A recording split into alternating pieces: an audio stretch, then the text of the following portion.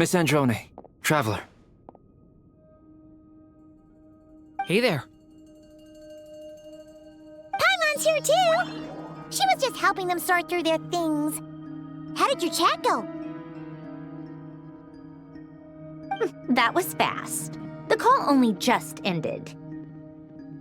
Well, you said it was urgent, so we got here as quickly as we could. Albedo, I have some alchemy questions for you. I see. Looks like my knowledge proved useful after all.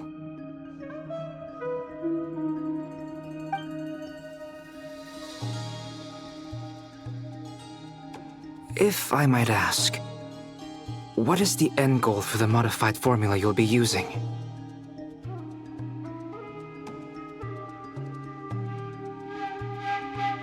I needed to predict the future of the entire world. But I've run into some teething issues since trying to implement Renee's theory of the 4 orthants.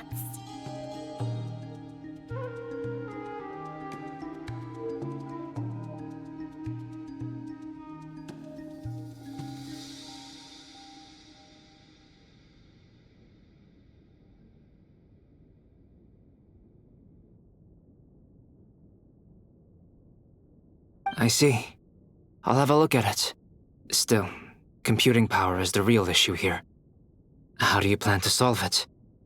About that, it's been sorted. Oh, with the Traveler's help? Actually, you're not wrong. She found the person with the solution. Was it Hat Guy?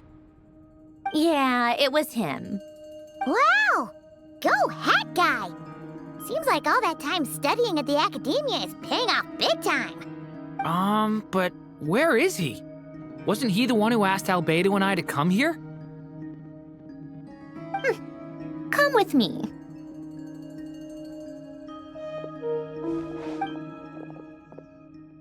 Hat Guy? What's happened to him? Hat Guy! Can you hear us? No response. I guess he's in hibernation. Hat Guy mentioned that he was a puppet. It seems that his functions are currently shut down. I presume this has something to do with the solution to your computing problem. That's right. He and the Traveler came to see me. Wait, what? You have a solution? Would you calm down? Why do you always react so hysterically to everything? Excuse me? How would you know? You shouldn't be so quick to judge complete strangers. It's very bad manners. Oh, please. It doesn't take that long to figure out that you have a temper. Where does a mere student get that kind of confidence? I've actually published more papers than you. Not that status counts for much. Even Paimon's applied for academia admission. Huh? Are you serious? See? This is why I can't be bothered to explain myself. She recognizes no one's skills but her own. Okay, fine. I'll hear you out. So, tell me, how do you propose to solve my computing power problem? This world itself is constantly processing all kinds of information. If it's the world's future you're trying to calculate, you need a processing device that's designed to cope with that volume. Easier said than done. Only Irminsul can handle that kind of... Wait, is that what you're suggesting? But surely we can't just plug my formula directly into the ley lines. You should be able to tell that I'm not human, right?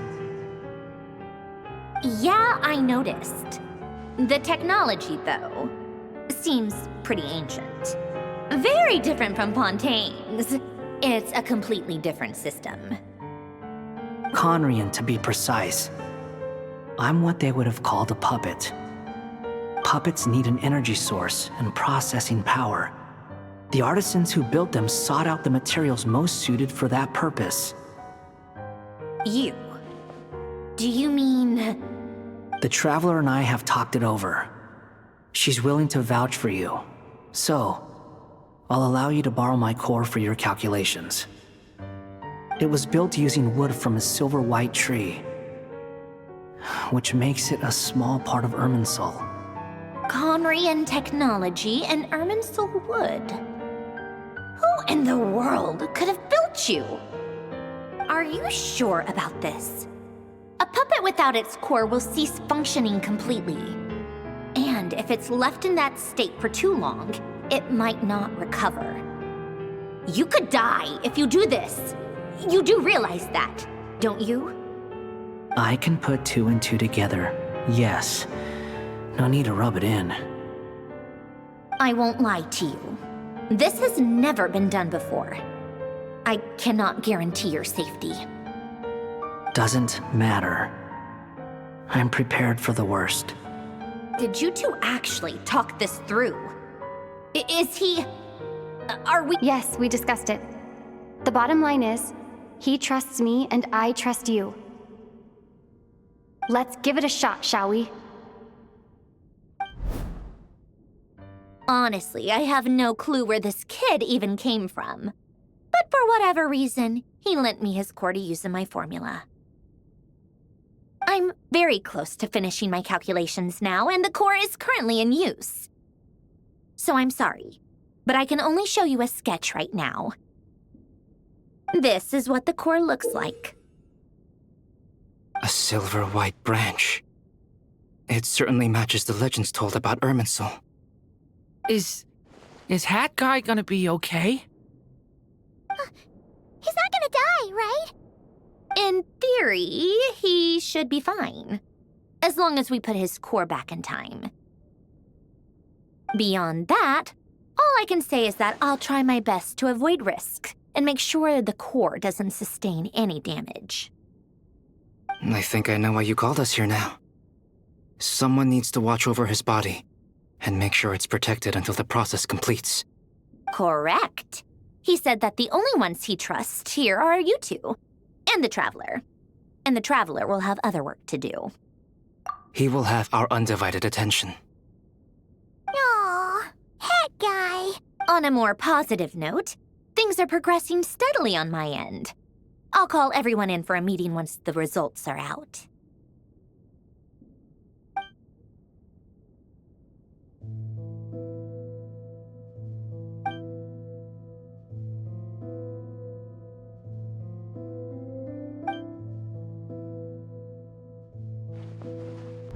The worst-case scenario with the core removal is either a system reset or a total loss of function.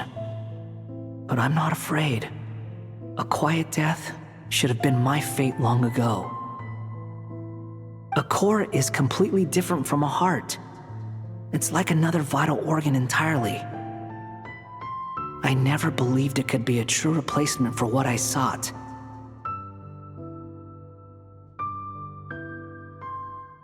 But in the end, it turns out the core was more useful to me. Pretty funny when you think about it. It's like the punchline of my entire life. Do you think there's any difference between a puppet and a human? If not, then this would just be another samsara. I have already experienced both a past life and a next life. Part of me wonders whether I'm only capable of making this decision because I've become a real human. What's with that expression? Isn't this a good thing?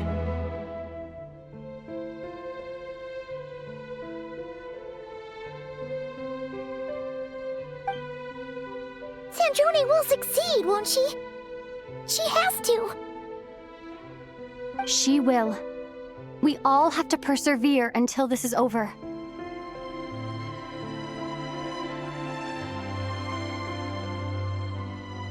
That's right. And I'll protect you all until the moment of victory arrives.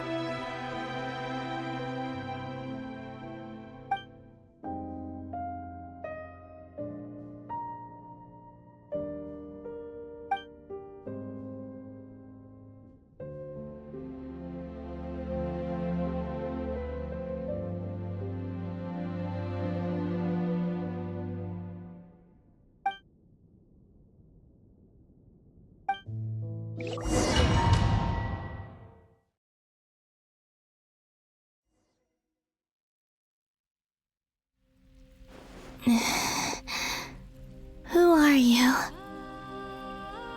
Call me Sonnet. You have the same power as Canon.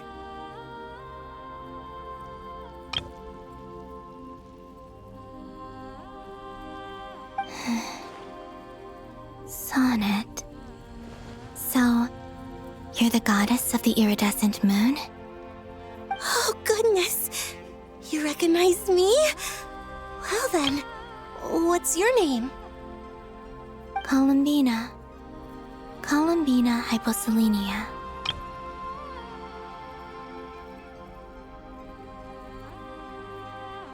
Hyposelenia? What a lovely name. Did you choose it yourself? It was a joint effort between me and my friends. Friends? You mean your friends in the heavens? Huh? Oh, sorry. You must be exhausted. I apologize. Hang in there. Let me introduce you to my older sisters. Do you mean the other two moon goddesses? Arya and Canon? Wow, you sure know a lot. Hey, does that mean that our story goes on into the future? Oh, I guess that wasn't the best question to ask. It's all right. We were prepared for that possibility. You could say we were too prepared. I can't even remember how long my sisters and I have been here by this point. When did you get here? How long has it been? I can't say for sure, but it feels like it's been forever. I see. Are you feeling all right? You look a little unwell. I can hold out a while longer.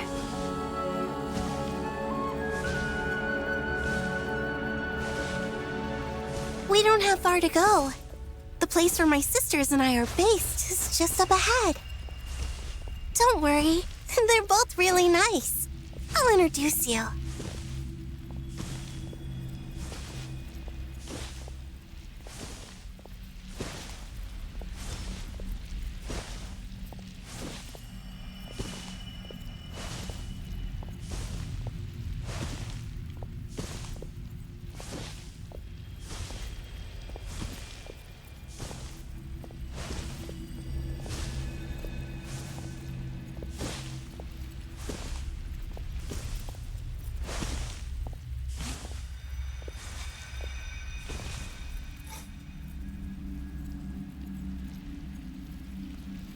Sisters! I'm back!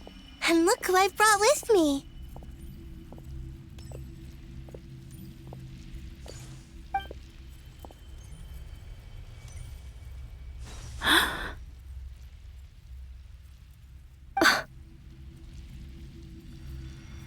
It's our lovely little sister, born in the far future.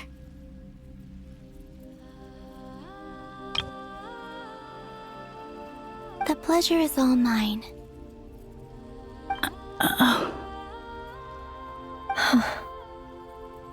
Allow me to introduce you to Columbina hyposelenia. This is Arya, the goddess of the eternal moon. And this is Canon, goddess of the frost moon. Canon, don't you think hyposelenia's power is similar to yours? Hello, Columbina. I apologize for our startled reaction just now. And please, forgive our little sister if she's been annoying you. She tends to talk a lot. It's fine. You seem shy. Don't worry, Columbina hyposelenia. No one can hurt you here. Could you tell me where here is?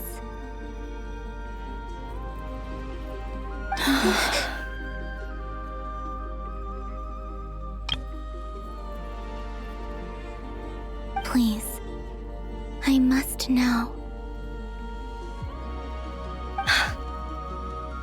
dear sister. This is where Tevat's original ruler, the Dragon King Nibelung, imprisoned the moon goddesses.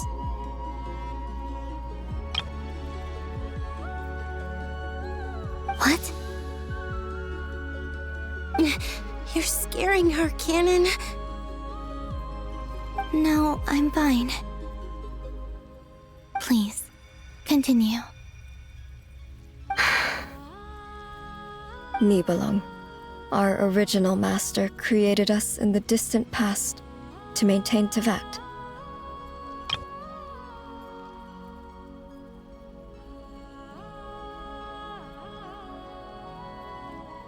But he left this world and traveled into the dark universe beyond, to explore worlds vaster still. Day and night, we fulfilled our duty in the heavens, until the day that the first descender arrived. The great ruler of the firmament. The heavenly principles. Is that what later generations call them? I see. But we did not reject them at first, nor did they seem to harbor ill intent towards this world. We coexisted in peace. They were like a guest in our home. Slowly, however, we came to realize that our guest had a growing desire to change and dominate the world. And you didn't stop it? No. There was an order to the rules they set up that Nibelung never taught us. We wanted to know if this order would bode good or ill for Tevat.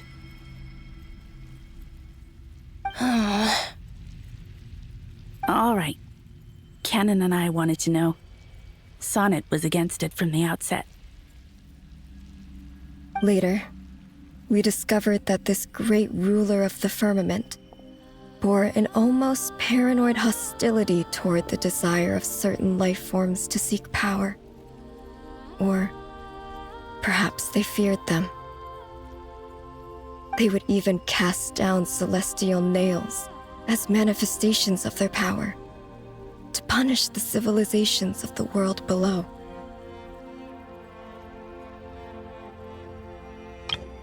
Only this was far beyond mere punishment.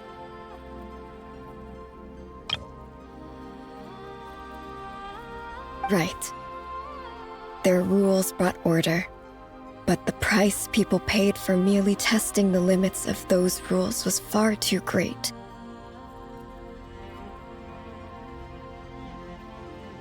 I did everything in my power to help the punished escape catastrophe, but still, too many lives were lost.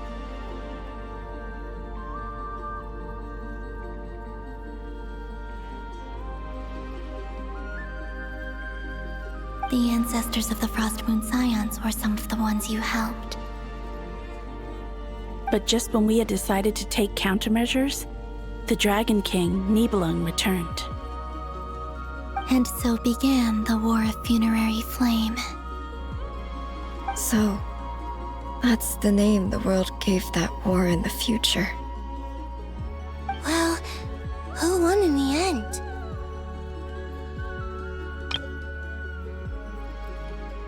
As far as I know, the Heavenly Principles won, although it came at a great cost. They remained in Tevat, where they continue to rule to this day.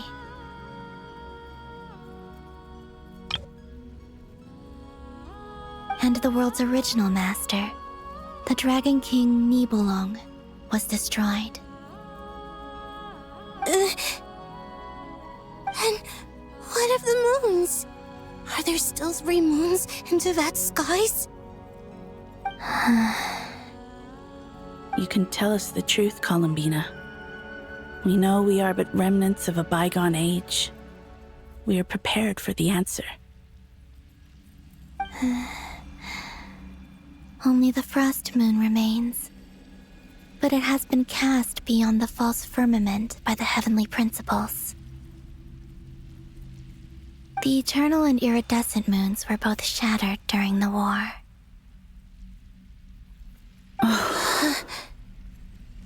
So death finally came for us in the end.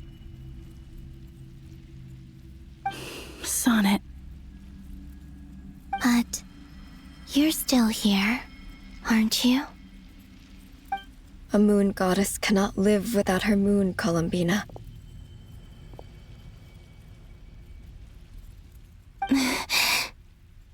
She's right.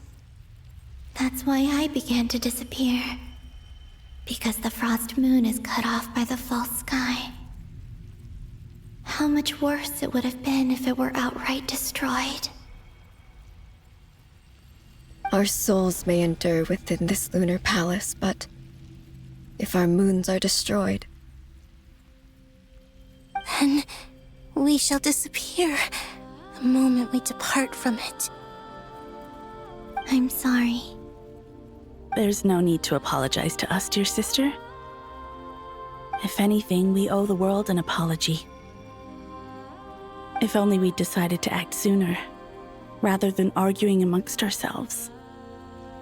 all the more reason not to spend this time in regret and repentance. Instead, we should focus our efforts on how we might help our future sister. Sorry? Don't you see, Columbina, your story is not yet over. Is that not why you are here?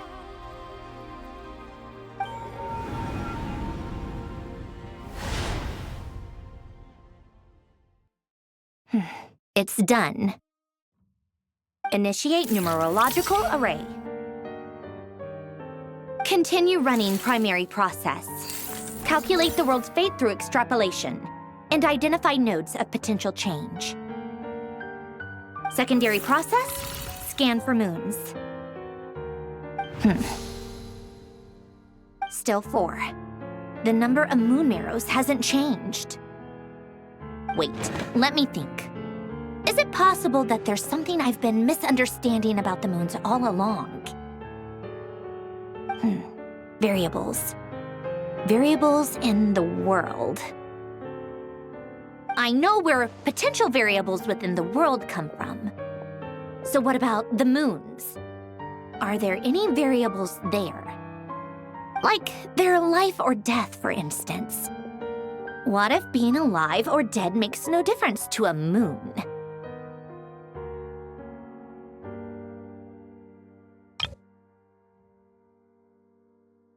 But that's so strange. Even immortal gods can die. Why would the moons alone be? Wait! Wait! I've got it! I've got it! If alive or dead is considered a variable, we might have had this wrong the whole time. No one ever said that a moon marrow equals a living moon. We just made that assumption ourselves. Initiate secondary process. Scan again, this time filtering out interfering perimeter, moon marrow. I don't care if they're natural or artificial. Get them out of my search results! Why? It says 3 moons still exist in Tibet, even after excluding the moon marrows. But we know for a fact that 2 of them are dead. Redo the scan. Narrow the results to living moons and real moons. No, scrap that.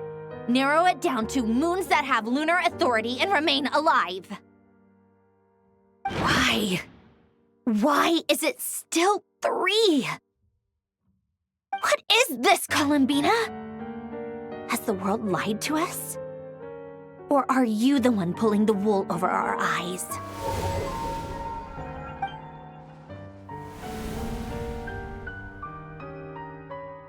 So, you think that the moon's reflection might be where Nibelung imprisoned the 3 moon sisters?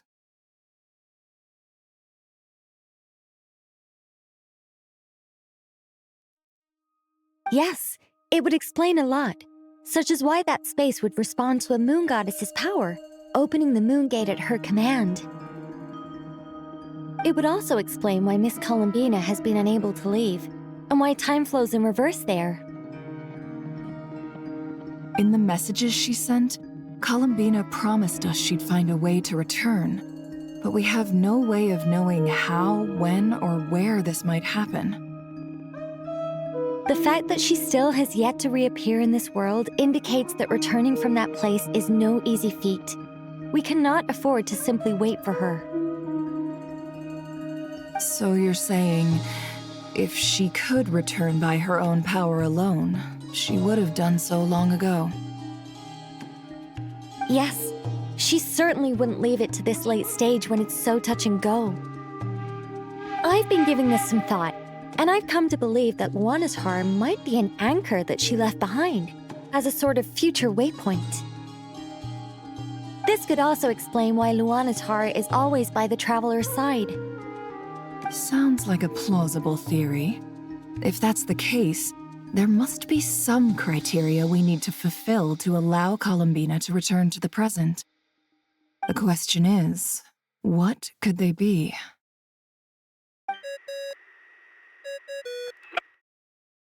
Hello? Listen up! This is extremely important!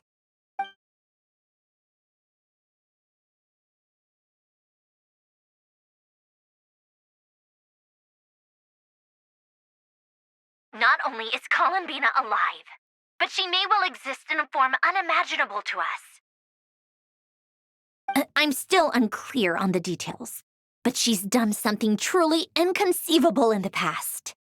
And the clue to what she's done lies in the moon and Tevat's sky. Truly amazing. Oh, I'm so delighted for her.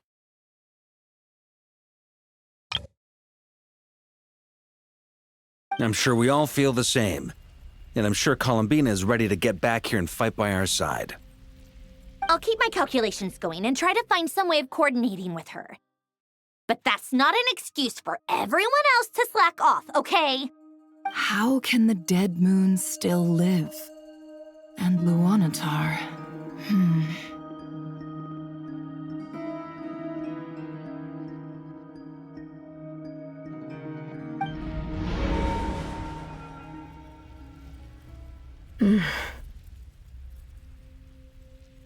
It's hard to believe that's what will happen in the distant future. Our authority is linked to the most fundamental rules of Tevat. I suppose it's no wonder that many would covet that power.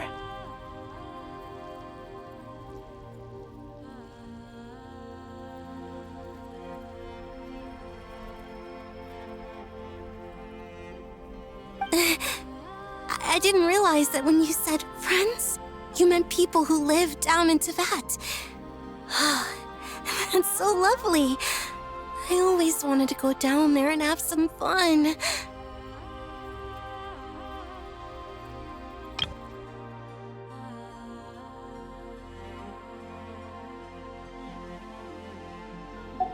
Have you ever tried leaving this prison?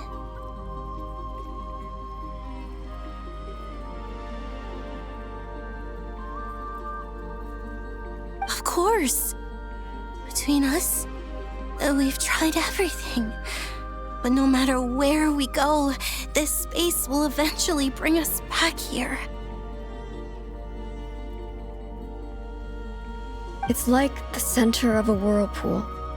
Everything ultimately converges here, at the moment when Nibelung imprisoned us.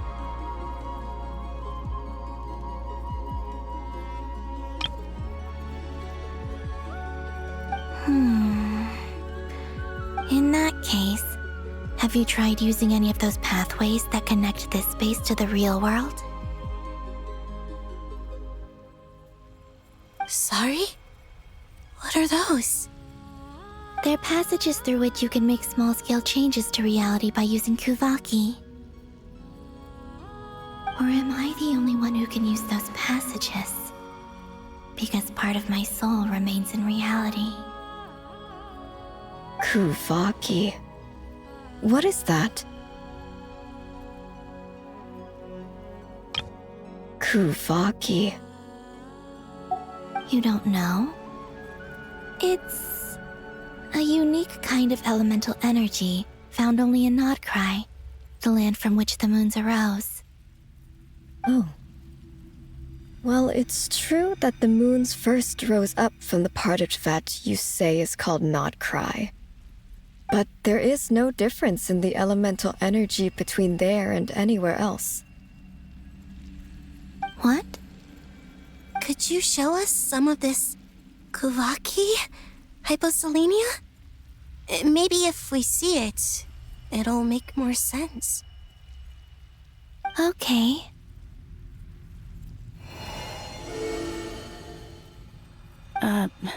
Isn't that just your power? What? But it's everywhere in Nod-Krai. In the air, in the land. Even the creatures who live there have adapted to its influence. How curious. This Kuvaki certainly did not exist anywhere in the world before we were imprisoned.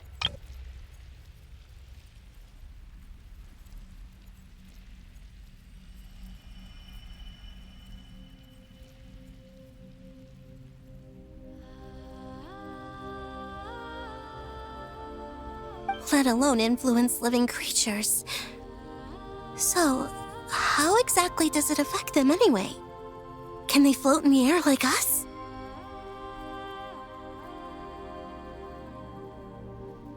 This is so strange.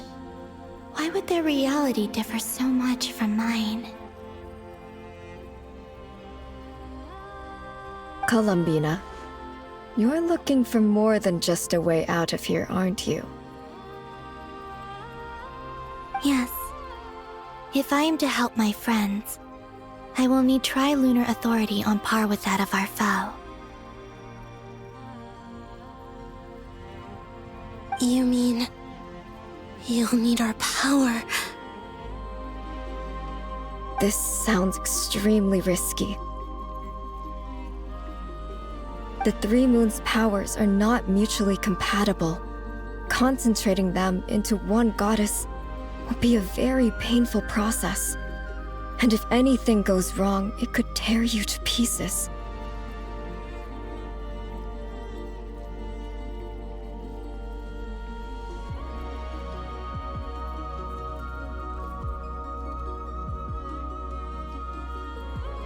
I know, but I'm willing to take that risk.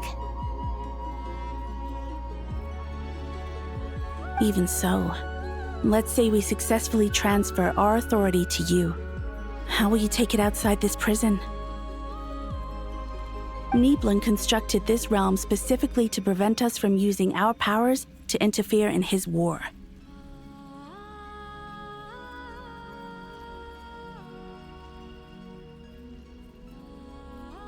No moon goddess can leave this place alive.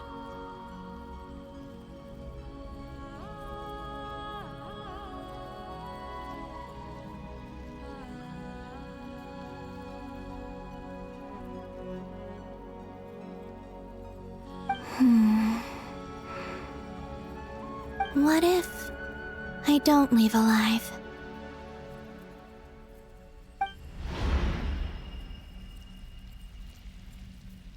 Where do we even start? How are we supposed to figure out what we're meant to do to help Columbina?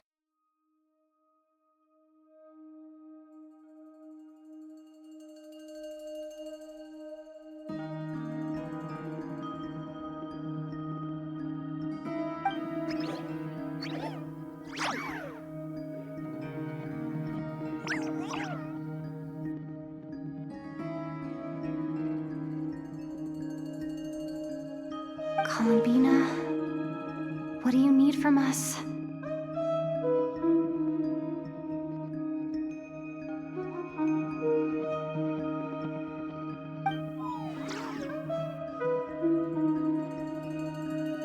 If she really got to the beginning of time in there, how do you think she'd leave us a message?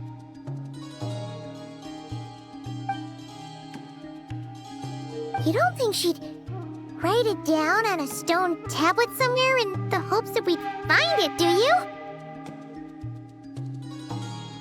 Seems unlikely.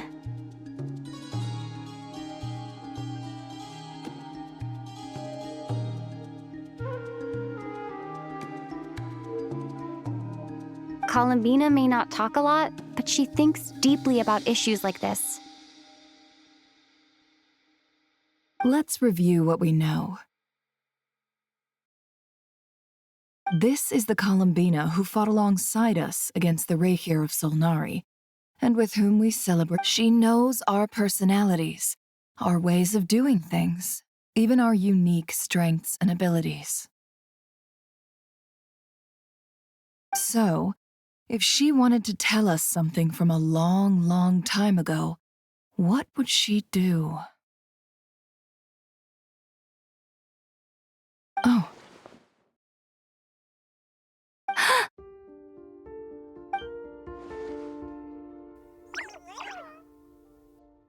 Traveler, you once said that those golden ripples also appeared when Luanatar was born. What if Columbina left Luanatar here, not just as an anchor to the real world, but for some other purpose? If she is part of Columbina, and Columbina knows that I can see past events through her. Oh yeah! Like when you peeked into Rarer's past through his heart! Nefer, wait! If you're right about this, and you can really see past events through Luanatar, your eyes, they'll...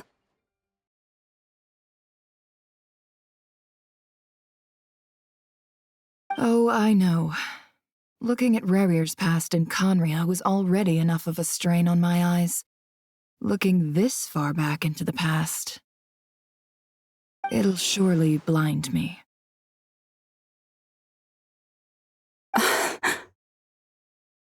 But it's our only chance. This is the only way.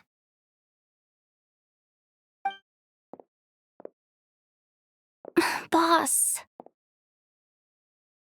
We spoke about this once, a long time ago. Do you remember what I said, Yehoda? The day I lose my sight, the Curatorium of Secrets will be yours to run. But... What's wrong? I'd be overjoyed if I were you. This day's come a lot earlier than either of us expected. I need to know you'll honor our agreement, Yehoda. Promise? Yes, Boss Neff. I promise. Are you sure you don't want some time to think this through? What is there to think through? I should have gone blind after our battle with Rerir. Frankly, it's almost criminal that I got away with it for this long. Then at least let me take some precautions.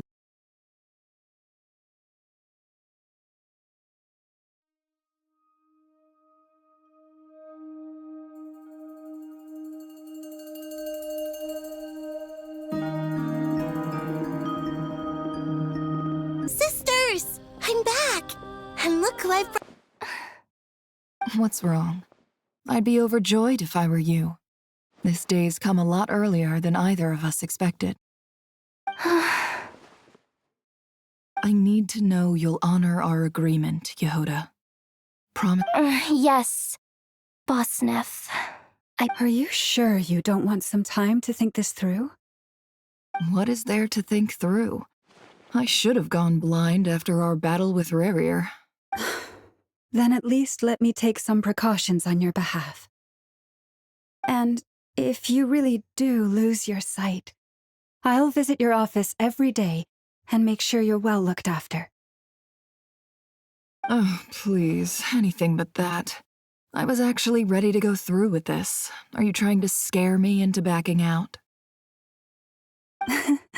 As if I could ever scare you. I'll assume you're just joking to calm your nerves. All right, enough chit-chat. Let's do this.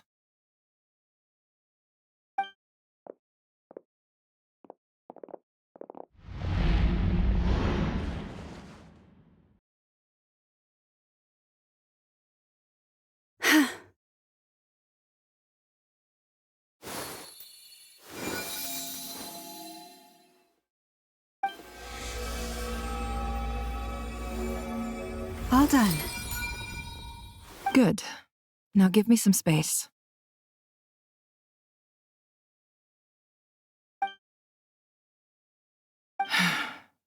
Come on then, little one. Show me what happened in the past.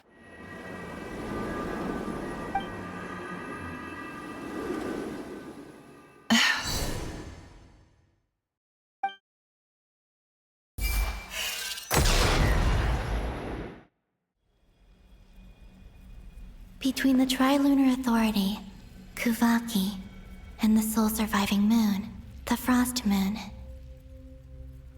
I think I might know how to get back. But I will need my sister's help. Time to go talk it over with them.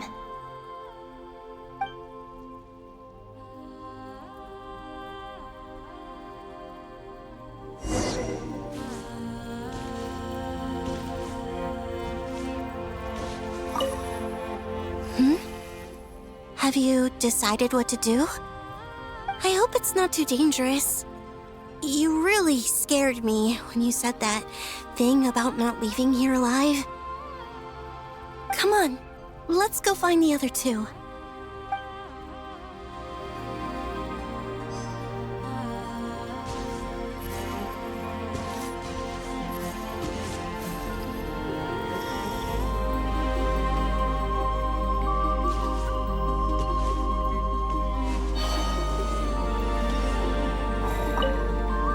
Seems you have reached a decision. I'm all ears. What do you propose?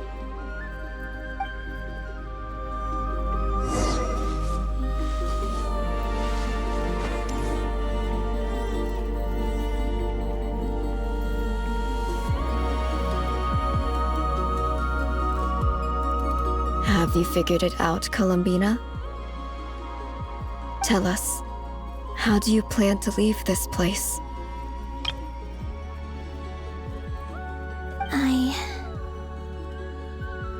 I intend to die here, in this moment, and then be reborn in the future with the help of my friends. What? What are you saying? How can the dead be reborn? And how will you inform these future friends of your plans? You can't exactly leave oracles. Nothing can escape this place. Not a single ray of moonlight. And even if you found a way, what if they never find the message you left for them? You'll... No, that won't happen. Come again?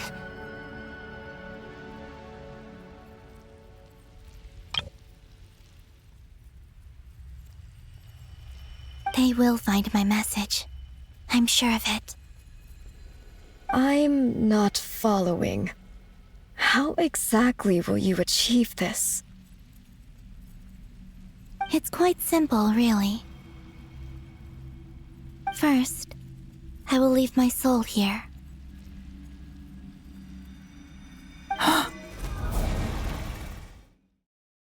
I see it. Your soul? You mean your divinity? Yes. I once left a portion of my soul in the future. One so small that this prison barely noticed anything. In this very moment, she can resonate with my soul across time. When the time comes, I believe that she can serve as an anchor to pull my soul from here back to the future reality. Just as gravity connects the world to the moon. Exactly. In the future, where I came from, the moon has been cast beyond the false sky, but I can still feel that it is there. In a similar way, I can feel a connection to the soul fragment I left behind even now. My friends can use it to detect my presence. But how do you just leave your soul here? Is that even possible? On my way here, I met an ordinary mortal who entered this place long before I did. Her body is long gone, but her soul remains. And before that, I encountered an old enemy whose entire soul survives here intact, while the power that once corrupted his body has faded away.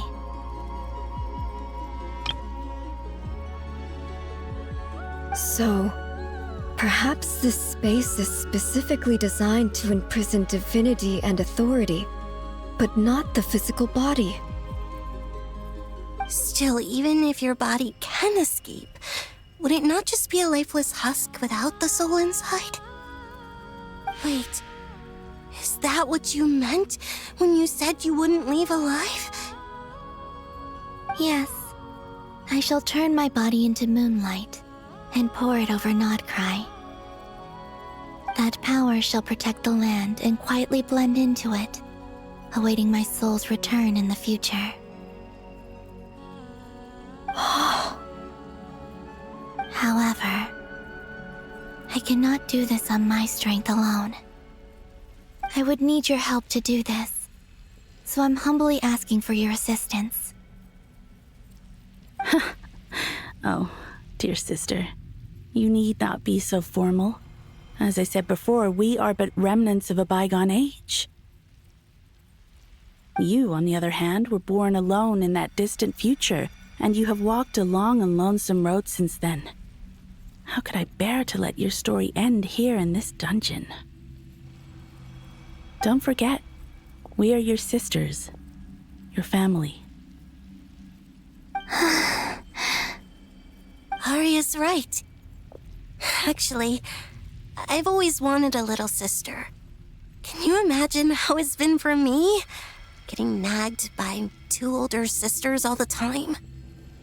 Now, I finally get to be the big sis.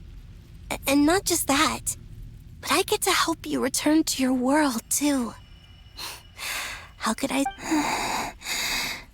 Sonnet. Canon? I'm sorry. I know this is a bold request. The Frost Moon is rightfully yours, and it remains intact.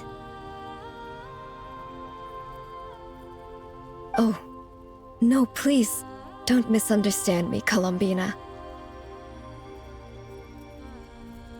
I was just thinking back on the years that the three of us once spent together.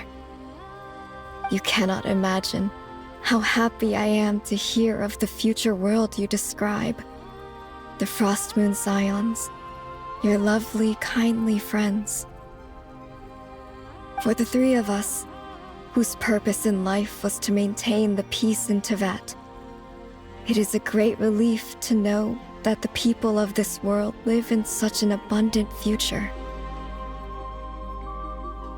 If your plan can save them and save Nod-Krai, I will gladly give you all that I can. Besides, the three of us have been together since the day we were born. I could never abandon them to live on alone without them. Canon. Still, I do have one question I would like to ask you before we proceed. Certainly. What is it? Why do you cover your eyes?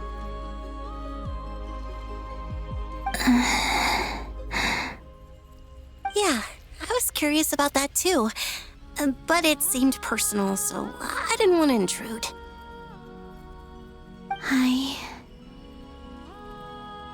There was a time when I refused to look upon the world. I believed it was full of nothing but lies and falsehoods. I wished to hide my feelings, seal my heart, until I could return to my true home.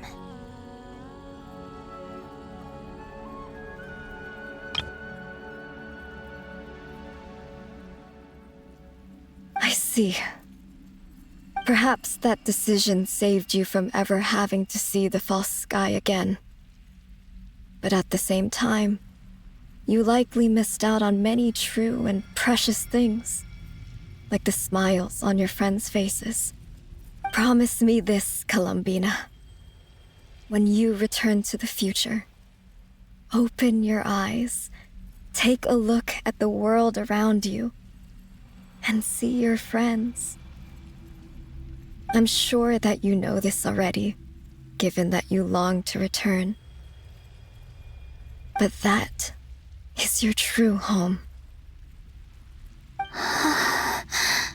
Give me your hand, Columbina. Aria, Sonnet, you too. Okay. All right.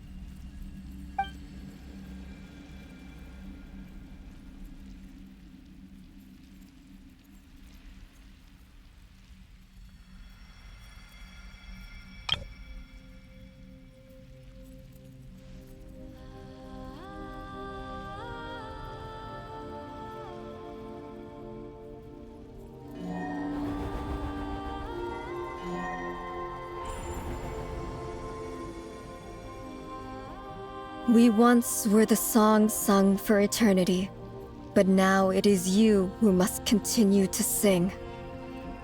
We once were the tides in the great river of time, but now we subside, and you arise. We were the messengers of madness and inspiration, but now the lies have faded, and your truth must endure. We are souls awaiting the sun. You must return to be with those who smile when they see your face.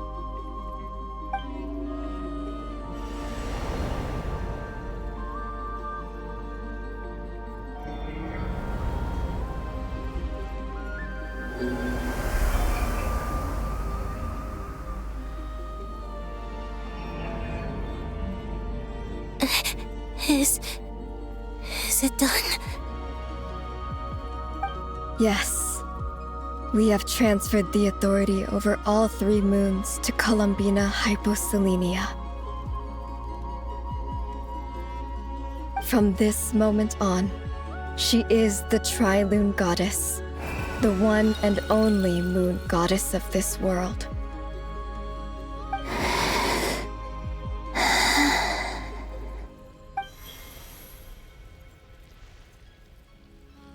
Thank you. Thank you, my sisters.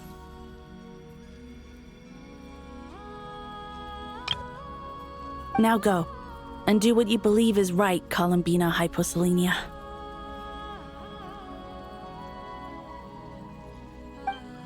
Be aware that we cannot grant you the power of the 3 moons beyond these prison walls. The conflict that arose over their remains following our disappearance will still take place. I understand. Sisters, oh, my body. It feels... Now that we have given up our power and authority, our bodies are merely mortal shells. This prison is dissolving them as we speak.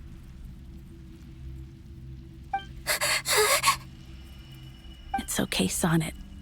The end must come for every god, just as it does for every human. That's all this is. The final destination of our lives.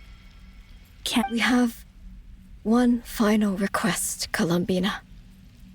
Could you use the 3 moons' power to send us back into the real world? Now that we have lost our powers, I doubt this space will seek to hold us further. It's just...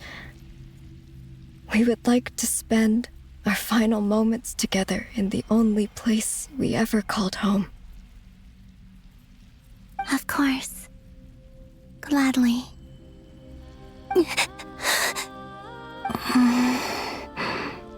Sonnet? Yes? Don't...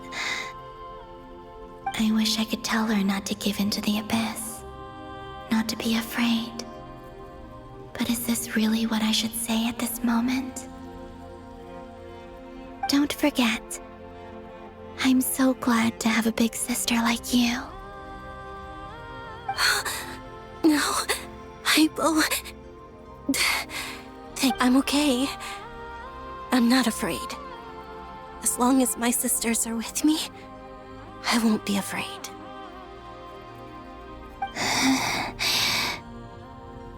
It looks like this is goodbye, sisters.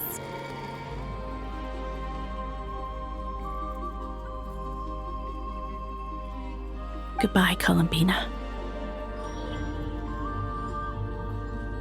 Take care of this world in our stead. I will.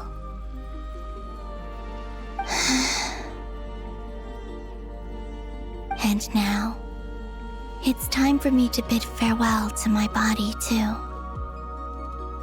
May it become the moonlight that keeps Nod-Krai company through the long years ahead.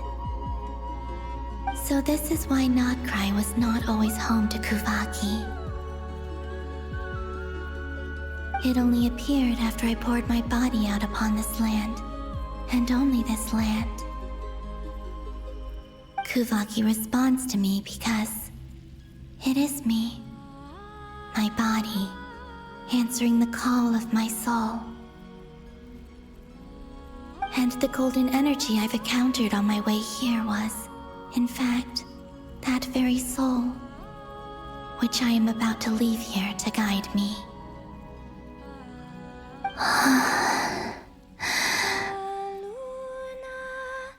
O power Triloon, eternal moonlight. I, Columbina Hyposelenia, lay aside my body. Let it be cast into the dark night to illuminate the future. May it be a companion to all who dwell beneath the moon.